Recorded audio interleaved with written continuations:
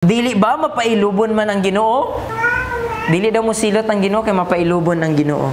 Buhaton ba day niya kini? Dili ba maluluyon man siya sa mga matarong? Gina-twist kung unsa ang tama. Pareho sa karon, wala ta nag-iingon, wala ta nag-judge sa ilaha. We love them. Ginahigugma nato sila, we prayed for them. But dili pwede nga walay silot ang dautan nga hinimuan. Mga corrupt, we pray for them. Nagaambot ta para sa ilaha. Pero higalag igsuon, ang justice gyud mo prevail. Nagingon ang Ginoo. Kuan man ang Ginoo, gugma man ang Ginoo. God is love. Masabtan rami sa Ginoo. Naghigugma raman mi. Gugma raman mi sa kapareho namo nga lalaki, kapareho namo nga babae. Masabtan ra na sa Ginoo. Pero kini ang timan-an nato. When we really understand the love of God, it will change us. If we really understand kung ato yung nasabtan ang gugma sa Ginoo, kini mo bag-o sa atoa. Dili pwede nga ang Dios ang mubag-o sa iyaha nga hatol.